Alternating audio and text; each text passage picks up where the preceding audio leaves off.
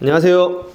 대한민국 대표 노동법 채널 종로노무사TV에서 이 대표를 맡고 있는 이주영 노무사입니다. 네, 오늘은 비서와 운전기사 이런 분들 연장근로수당을 청구할 수 없다는데 맞나요? 라는 질문에 답을 드리도록 하겠습니다. 근로기준법 제63조에는 근로시간, 휴게, 휴일의 적용을 받지 않는 근로자에 대해서 명시가 되어 있습니다. 어떤 분들이냐면 농림업, 축산, 수산업, 감시 단속적 근로자 등등이죠. 이런 분들은 연장근로수당을 청구할 수 없다라고 해석할 수도 있고요. 근로시간 주 40시간의 제약도 받지 않는다라고 해석할 수 있습니다. 이런 분들이 어떤 분들이 있는지 한번 보도록 하겠습니다. 먼저 첫 번째로 토지의 경작, 개간, 식물의 제식, 재배, 채취 사업, 그 밖에 농림 사업이라고 되어 있습니다. 우리 그 농업 하시는 분들 있잖아요. 그런 거 하시려면 진짜 새벽같이 일어나서 일하잖아요. 일 엄청나게 합니다. 근데 비 오거나 그러면 또 안 나가잖아요. 일 없잖아요. 그런 경우도 있고요. 그러니까 근로기준법상 근로시간을 엄격하게 적용하는 게 좀 적절하지 않다라는 측면에서 옛날부터 들어가 있던 조항인데요. 근데 혹시 그거 보셨나요? 공장형 농업법인이라고 있습니다. 공장이 엄청 커요. 공장이에요. 근데 농업으로 되어 있습니다. 농업. 공장형 농업 하는 데가 있습니다. 전부 다 적용되느냐? 아, 그것도 아니에요. 다 노동청에서 해석을 하는데요. 재배하고 건조 단계까지만 농업으로 보고 그 이후에 제조, 유통 여기는 농업으로 보지 않는다 라고 되어 있고, 또 하나가 이제 동물 사육업, 동물 사육 하시는 분들, 수산 동식물의 체포, 양식, 전복 양식이라든지 이런 농수산업 쪽은 근로기준법상 근로시간 적용을 하는 게 좀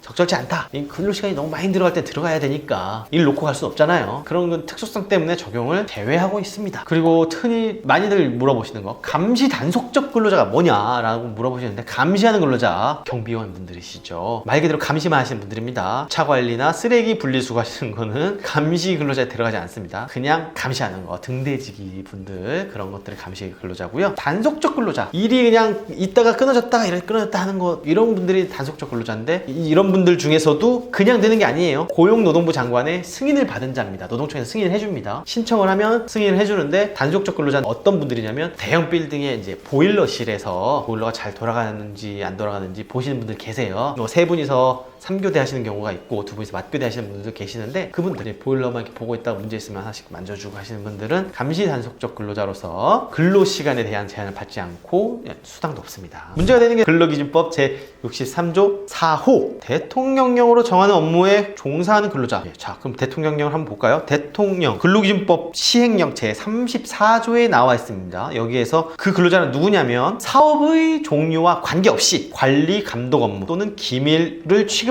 업무를 말한다고 되어 있습니다. 이거 좀 특이하죠? 사업이랑은 상관이 없어요. 이 사람의 업무가 관리 감독하는 업무 또는 기밀을 취급하는 업무면 근로시간의 제한을 받지 않는다는 거예요. 그래서 어떻게 되느냐? 어떤 기업의 부장님이셨는데 연장 근로를 너무 많이 해서 연장 근로 수당을 못 받았겠죠. 그래서 수당을 청구하러 갔더니 회사에서 그럽니다. 너는 감독자 아니냐? 직원들 감독하는 감독자였으니까 난 지급할 필요가 없어 라고 이렇게 회사에서 대응을 했다고 해요. 아닙니다. 과연 이 시행령을 어떻게 해석해야 되는지에 대해서 알아보도록 하겠습니다. 판례와 행정해석에 따르면 관리 감독 업무가 어떻게 판단하는지 보겠습니다. 관리 감독 업무 종사자란 사업의 종류와 관계없이 근로조건의 결정, 기타 노무 관리에 관하여 경영자와 일체적인 입장에 있는 사람입니다. 즉 이거 무슨 뜻이냐? 사장이랑 거의 똑같다. 사장을 대신해서 사장 역할을 한다. 이런 느낌으로 보시면 돼요. 구체적으로 보면 노무 관리 방침의 결정에 참여하거나 노무 관리상 지휘권이 있거나 노무 관리 지휘 권한이 가지는지, 자기 근로에 대하여 자유재량권을 가지고 출퇴근에 엄격한 제한을 받지 않는지, 지위에 따른 특별수당을 받는지, 이 세 가지를 봅니다. 출퇴근에 대한 제한이 없다. 그러면 근로시간의 제약을 받지 않는다는 거죠. 근로자라면 출퇴근에 엄격한 제한을 받고 있다. 그러면은 이분은 근로자예요. 관리 감독자, 사장과 동일한 위치에 있는 사람이 아닙니다. 아까 그 중소기업의 부장님은 감독자지만 지각하면 징계를 받겠죠? 그러니까 당연히 관리 감독에 해당하는 관리 감독자는 아닌 거예요. 이런 것들을 종합적으로 해서 판단하게 됩니다. 특별수당을 받았으면은 약간 이쪽 그 감독자로 갈 수가 있지만 감독 특별수당이 없다. 그러면 그냥 근로자인 겁니다. 일반 근로자. 그래서 이런 관리 감독 업무에만 종사하시고 사장을 대리해서 특별수당까지 받으면서 일하시는 분들은 근로시간의 제약을 받지 않고, 따라서 수당, 연장근로수당도 청구할 수가 없게 되는 거죠. 그 다음 또 많이 물어보시는 질문 중에 하나가 기밀 취급 종사자입니다. 그래서 비서나 운전기사분들은 대표이사의 비밀을 많이 알고 있으니까 뭐 숨길 만한 비밀이 있는지, 누굴 만나고 돌아다니는지 모르겠지만 그런 기밀을 취급하기 때문에 비서나 운전기사들은 연장근로수당을 줄 수 없어. 정말 많아요. 왜냐하면 이분들이 과로를 많이 하거든요.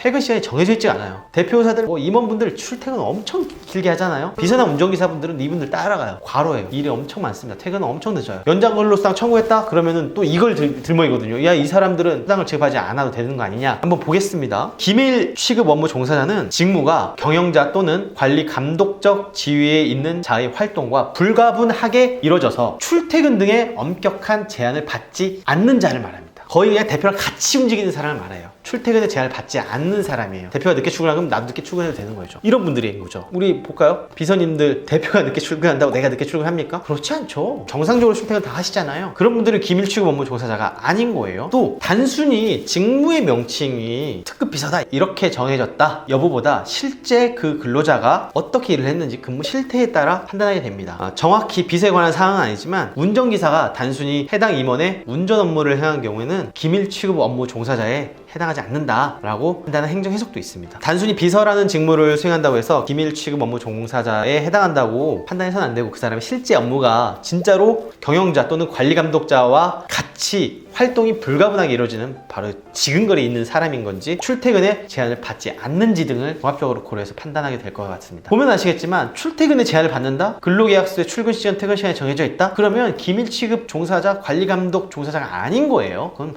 명백한 거죠. 예컨대 단순히 일정만 관리하고 주어진 일만을 처리하는 비서실이라면 기밀 취급 업무 종사자로 보기는 어려울 것 같습니다. 반면에 비서실 직원이 아니라 비서실장, S그룹의 비서실장이면 급이 다르죠. 아주 파워가 있죠. 이런 분들이라면 기밀 취급 업무 종사자에 들어가실 수 있습니다. 하지만 그렇다 하더라도 실장 이름 이런 게 중요한 게 아니에요. 실제 어떻게 일을 하냐가 되게 중요한 겁니다. 근데 이거 조항을 보면서 좀 웃긴 게 근로기준법의 적용을 배제하는 거잖아요. 근데 이게 시행령에 들어가 있단 말이죠. 해석도 분분해요. 관리 감독 업무 종사자, 일반 국민들이 오해할 소지가 다분합니다. 특히 이게 적용 제외 요건이기 때문에 굉장히 엄격하게 해석을 해야 되거든요. 이걸 확대 해석하게 될 소지가 많아요. 그래서 이거 같은 경우는 그게 시행령이 있으면 안 되지 않나라는 생각이 들어요. 이거 빨리 개정을 해서 근로기준법 63조에 넣든지 엄격하게 해석하도록 해야지. 이거 좀 분쟁의 소지가 굉장히 좀 많은 것 같아요. 왜냐면 이런 분들은 연장 근로상을 내가 못 받는 거 아니냐, 내 권리를 못 찾을 수 있거든요. 이 부분은 조금 법률 개선을 통해서 개선돼야 할 사항이라고 보여집니다. 자, 그럼 오늘 방송 마치겠습니다. 감사합니다.